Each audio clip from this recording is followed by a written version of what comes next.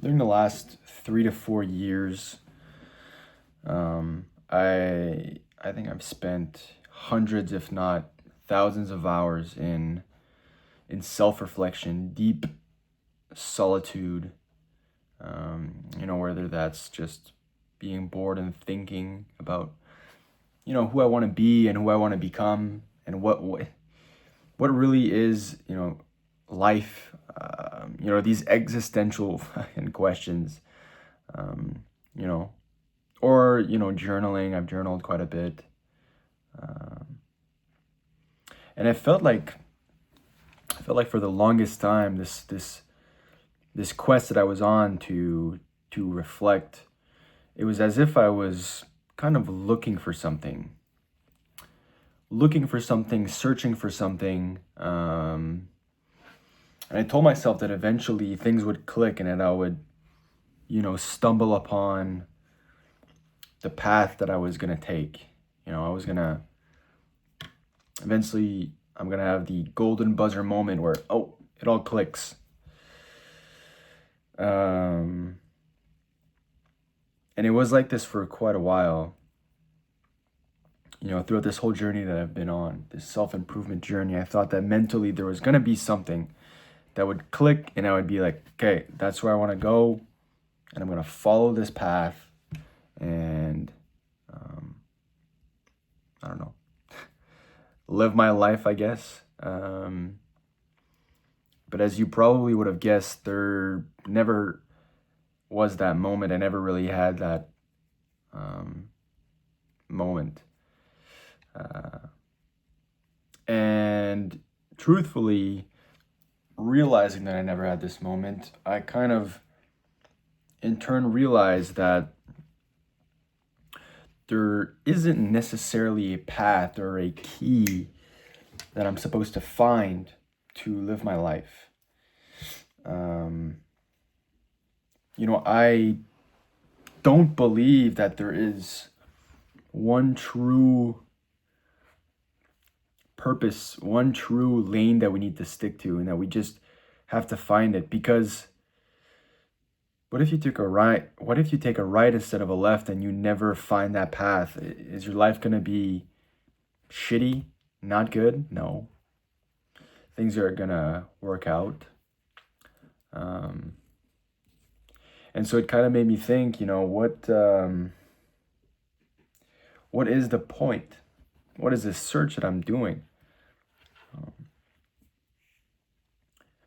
And truthfully, I realized that I wasn't really searching. I was kind of just existing. I was exploring, I wasn't on a mission because there's no end goal.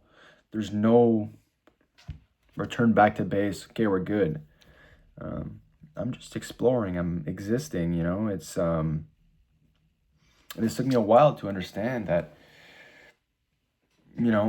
any decision you make in life can have a drastic impact on the outcome of your life. But what if you never make that decision and something else happens equally as amazing? But doesn't that prove the fact that there is no perfect lane for you to take?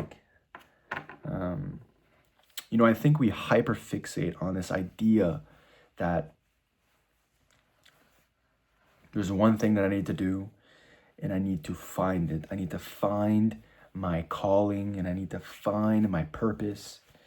And if I don't find it, I'm freaking useless. Truthfully, I think we tell ourselves that we need to find this thing to avoid the fact that maybe there isn't something that we're so good at that it would be stupid not to go for that, right? Because we see these stories about these people, these I guess these athletes or these guys that found their purpose and that's the only thing they hyperfixated on. Which, guys, if there's anybody that hyperfixates on things, it's me. I get obsessed with different things for weeks on end, and I try to learn as much as I can. But eventually I move on. You know, just recently I was reading this book called How to Build a Car. It's an autobiography of Adrian Newey, essentially F1's greatest engineer. And I was immersed in this world of F1 engineering. And truthfully, this really opened my eyes, and I started researching it, and I found it super interesting. I'm a big F1 guy. I enjoy it. But I finished the book.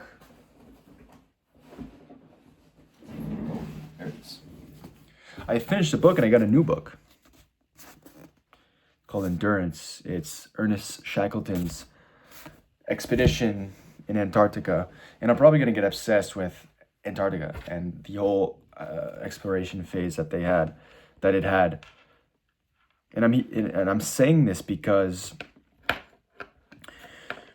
it's okay for you guys to not have this overwhelming passion for one thing.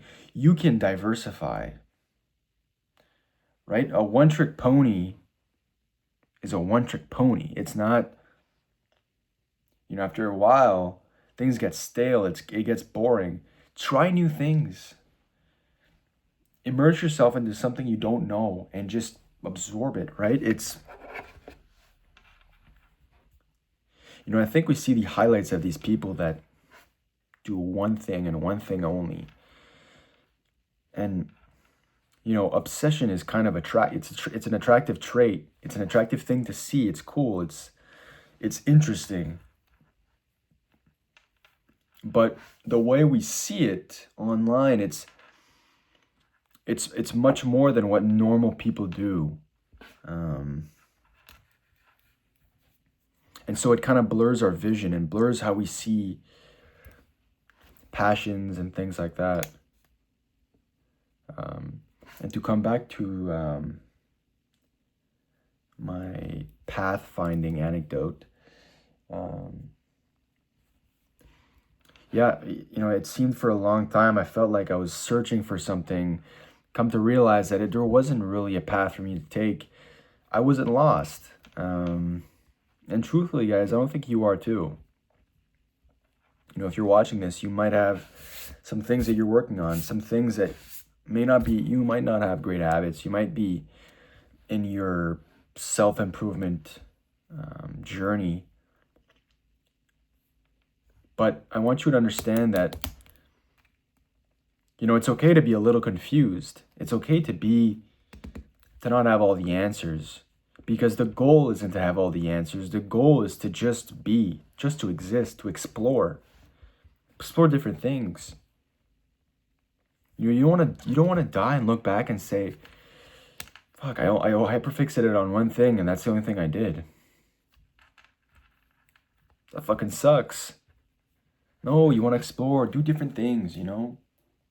Have different passions, and it's okay if you have something and you invest time and emotional energy into it, and eventually it slowly dissipates and you move on. That's completely fine.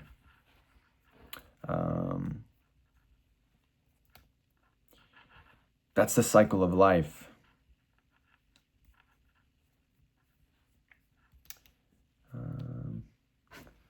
To give you guys another example, it's a French book because I'm French Canadian, but this is a book called Black Holes and Time Warps. And I have this because I'm a huge astrophysics fan. I love physics in general. I think it's very cool. What does physics have to do with an Antarctica expedition? Fucking nothing. It has nothing to do. Yet, I find myself enjoying both of these things.